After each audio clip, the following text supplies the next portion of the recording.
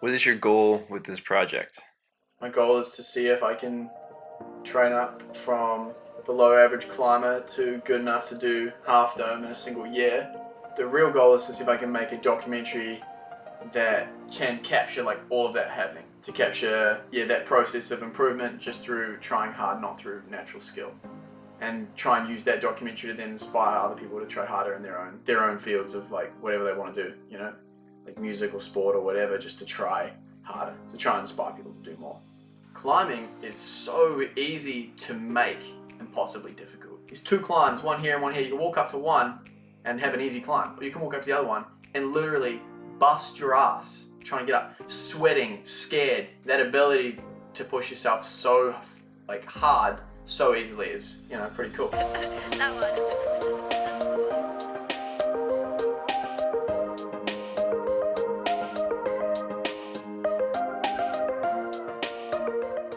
Why do you think he is doing this project? I think there's a couple of answers.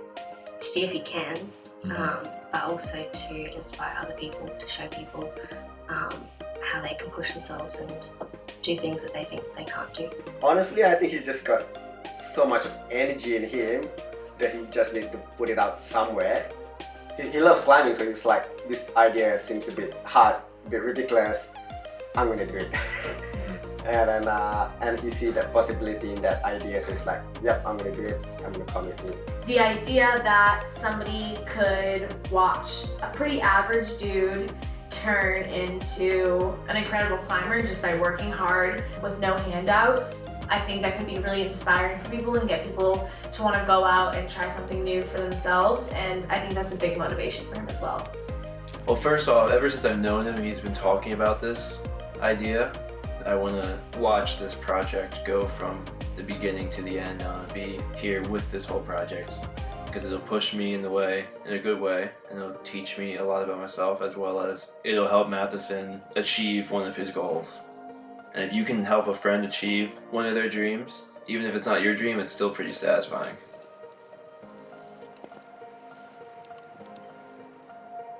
Hello. How was that? About as sketchy and windy as the last one, so like pretty good.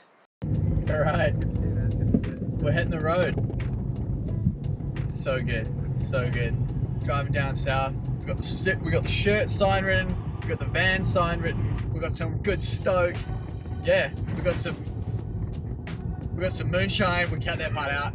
We got it all. 7 months in New Zealand, couple months in Australia, over to the States. Half dome, bring it on. November 1st to November 1st. Let's freaking do it. Things were going really good until like about a minute and a half ago. Where I was like, yeah, I'm enjoying every bite still. Like it's pretty good. Like I feel like I've had enough of ice cream, but I'm still eating it.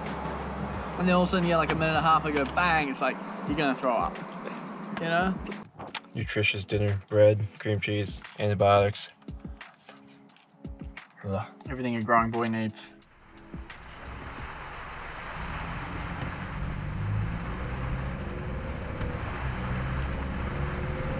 What's the weather like?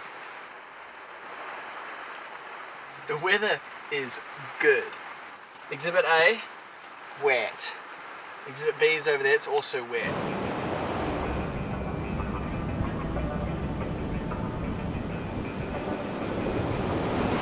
So when you're caving down here using some very specific gear, it's actually quite delicate. You've got to treat it with a lot of love, otherwise you might be in trouble.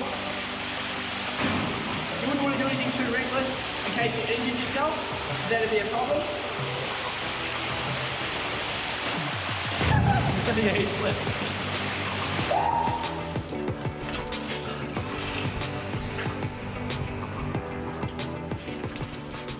How do you feel about the things he does in terms of adventures and lifestyle?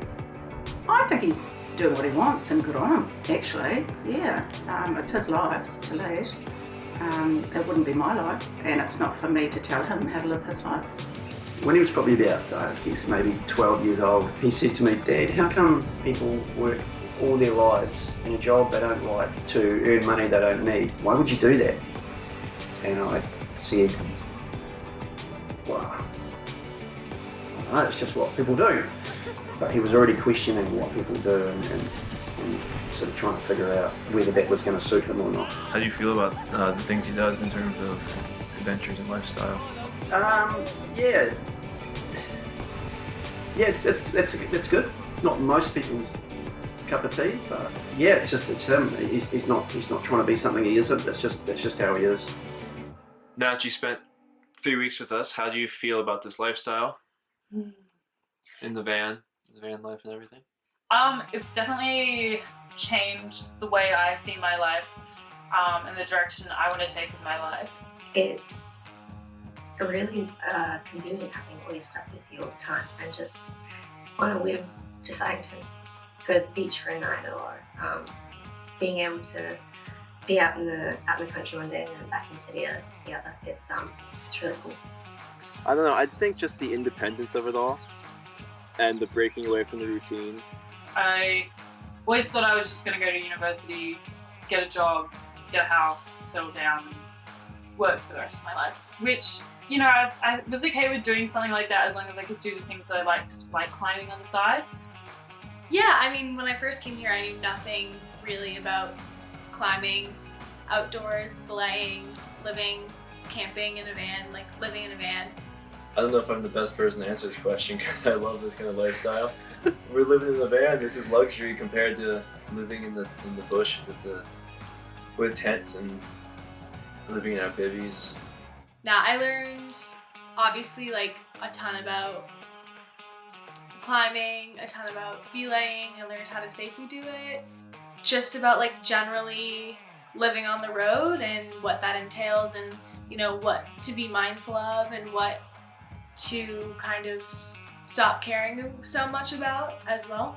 But now that I've realized that I can actually live like this and I can actually do climbing a lot more and I don't have to have an office job, I think it's something I want to try and do a lot more. I think the next few years of my life will be very different to what I thought they would be.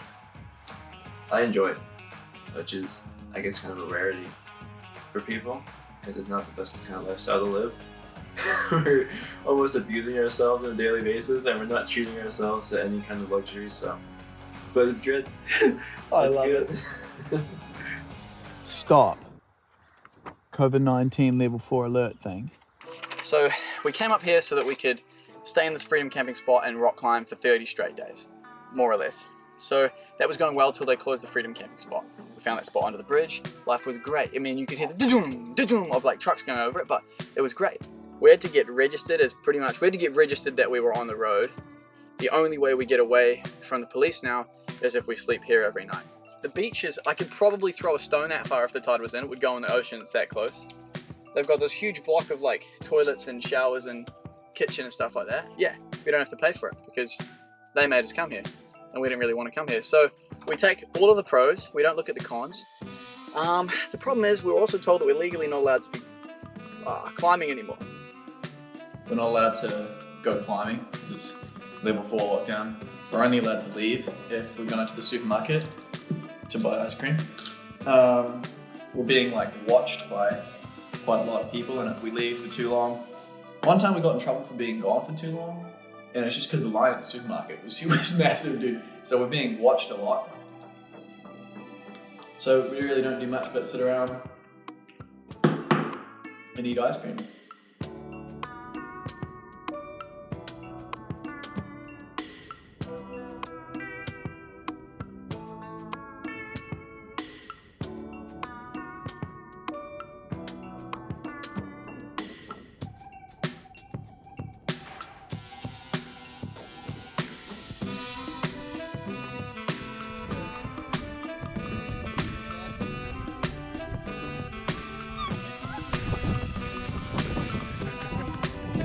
She got 4!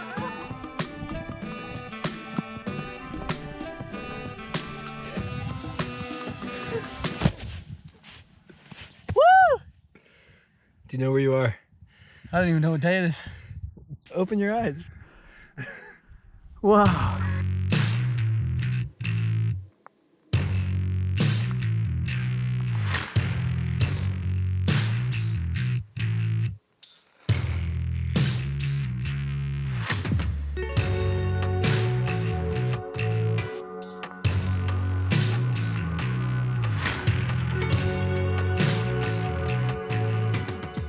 So here we go. We just got to the States. It's nice and sticky. And we're tricking out Vince's van now. We've got like 4 days or so to get it ready. So yeah, here we are doing it all over again.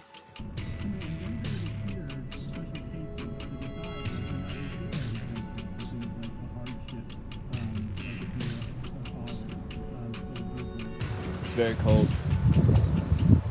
Yeah. Oh yeah. Yeah. Oh, I feel good. Oh, I feel great. Do you feel clean? I feel spickets, man. So it's the middle of summer, and we're in Colorado. We just come up here for a day's climbing, and in the heat, in the center of summer, it started to hail. So just says a little bit about the altitude. But yeah, so today was supposed to be a climbing day, but due to the hail and the rain and the thunder, we'll probably call it off. So, we're out here in the desert, and this is going to sound kind of stupid, but I am surprised at the lack of shade out here. I realized it's a desert, but yeah, there is no shade at all, really. But yeah, no, so we're out here. It's like the most famous crack climbing location in the world. Like, it's world famous, this place, right? And besides like the few, like we've seen like 3 tourist cars like stop to use the bathroom, there's not a soul out here, and I couldn't figure it out why, right? But then slowly, as the dehydration set in and the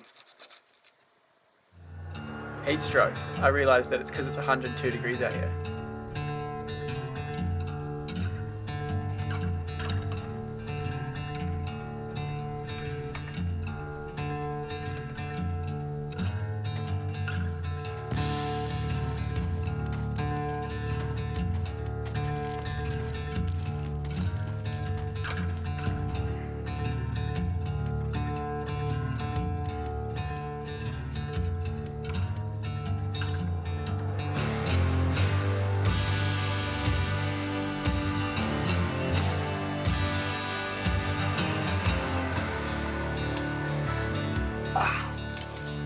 I watched the tutorial on how to do this yesterday.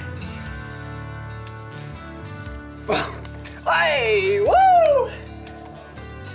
Man, dude, that's full on, dude. I think this is my first off-width ever. Yeah, it's going pretty well so far. I think I'm getting it. I can't, it's a little bit too wide for double fist. It's a little bit too skinny, too wide for that, whatever that you call that. So I've got my own like little hybrid. It's not working, but that's what I'm trying.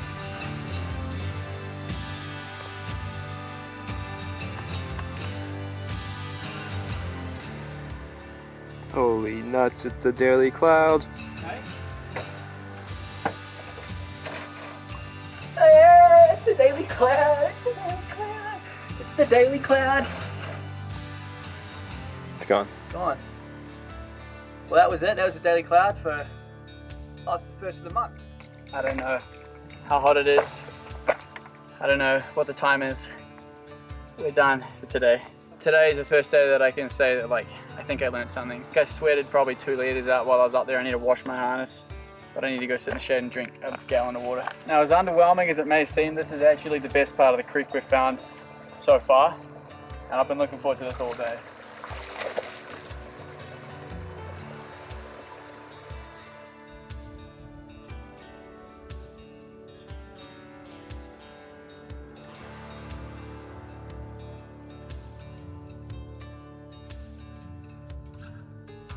Here we are. Nice veggie dinner. Tuna. Might eat it with some chips or something. Trying to be healthy, you know?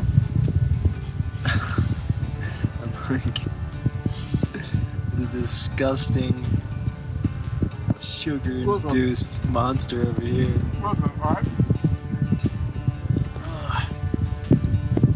So my guess is this completely finished melting sometime last night.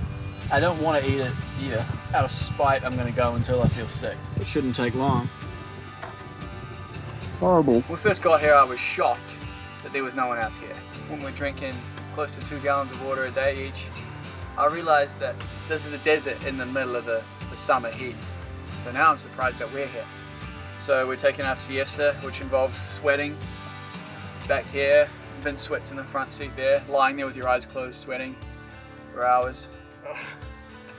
Man. So yesterday I said that this is like top 5 most pains I've been in from climbing. So we just went up there to do a climb. Now I am in the most pain that I've ever been in from climbing. Dude, I'm in so much pain I feel friggin' sick.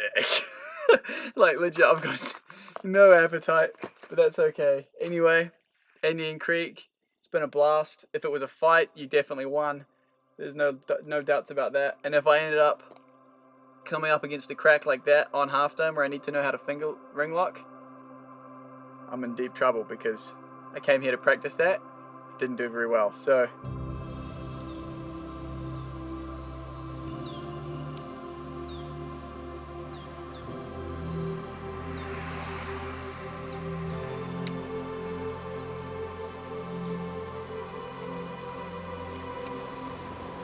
Just got to Yosemite Valley like 10 minutes ago. About to go do a multi-pitch, so I'm just going to eat as much as I can because we'll probably be up there for a while. Just can't wait to do a climb here, eh? Like, years. I've wanted to do a climb here for like 5 years, so. So we just got to Yosemite yesterday. Now I'm in the final like 2.5 weeks, maybe, before the climb. I realised I was wasting a lot of time climbing on rock that was nothing like what it was going to be like here. So now we've come here to climb on rock that's going to be exactly the same. But yeah, I guess feeling like a little bit, I'm definitely not ready, if that's what anyone was thinking. Are you ready? No. Yeah, this is Adam. He's going to be doing Half Dome with me. Unfortunately, when I went up there the other day, the spring that holds all the water is dry, which is a big inconvenience because everyone hikes up there, which is kind of hard to do. Fills up their water, then climbs. We have filled our packs we've got 4 gallons of water between us. We're going to walk all the way out there, climb the first 6 pitches, stash hopefully 3 gallons of water on the ledge, and then rappel back down, go down the descent trail, and hopefully we can do all of this before it gets too dark. The future of our project, and in 2 days' time our lives, rely on this bolt with the spinning hanger. Any last words from either one of you before you undertake this? I'm thinking, dude, if something goes wrong, we bail. If it gets dangerous, we bail. If we think we're going to get ourselves into a situation that we can't get ourselves out of, we bail. Yeah. If none of those things happen, we give it hell for 3 days, and we top out, and we get desk jobs, and we never talk about this again. Yeah.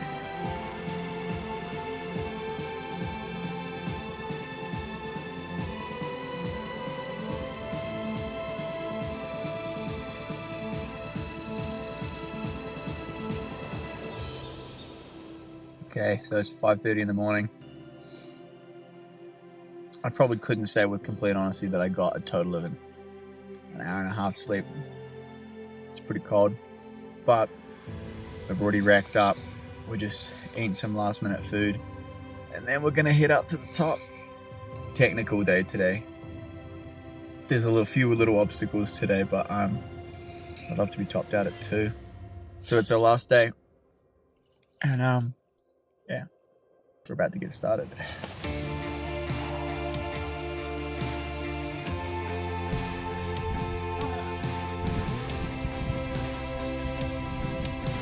Well, that was pretty much the pitch from hell. But the last part where you had to throw the rope across the crevasse, I'm in the crevasse now, and this is what I pulled my rope up off.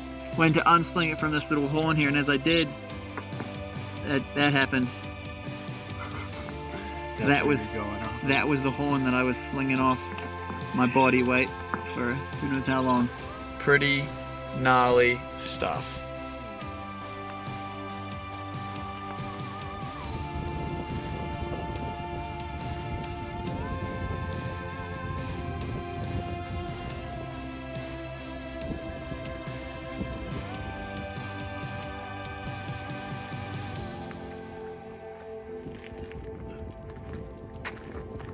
You did it? Man, it's so weird that everything's flat. Yeah. Right? Oh. Take your harness off, see how weird that feels. Have you changed over the course of times you spent here with us? Apart from like, not showering. The smells change a little bit. No, yeah, I think maybe I got a little bit more relaxed, a little bit less worried about being in control of things and better at just going with the flow of whatever's happening. Yeah, definitely. Like, I had no idea that I could do a 42-kilometer hike in 12 hours. I only ever thought I could hike 22 kilometers in a day. I had no idea that I could push myself that hard. I definitely didn't know that I was that bad or that unsafe with my climbing skills. I definitely became more aware of my surroundings, definitely in terms of living with people in close quarters, living in a van, living with other team members, sharing a very small, confined space. I learned that when it comes to training, that I didn't actually do it right. If you want to get good at climbing on granite, climbing on any other type of rock isn't going to help. And if it does help, it's not that efficient. You could have learned it faster. So it's not that I did things wrong, but it's that I could have done them faster and more efficiently if I'd narrowed down on the niche. I mean, from all the other projects I've done in the past, with Matheson, without Matheson, they've all been just kind of on a whim. You just wing it and you just see what happens. You're a lot less careful and a lot less observant because you're just going at this goal. But for this project, there was so much planning involved, such a big technical side behind the scenes that I've really learned a lot through just problem solving that. I think by the end of the year, everyone was a little bit more clued in on how to do their job better. So when it came to Vince, we just bought the camera and I was like, okay, open the box, we'll start filming our documentary tomorrow. And I don't even think you might have had like an hour to play with it or whatever. That's just ridiculous. It's hey, listen, do a fantastic job with no direction, no instructions, and you only get the tool you need the day before. We didn't know what we were doing, man. I didn't have a clue, right? But I was like, oh, well, it's not my freaking job, I'm not a cameraman. So I think that was like super unfair.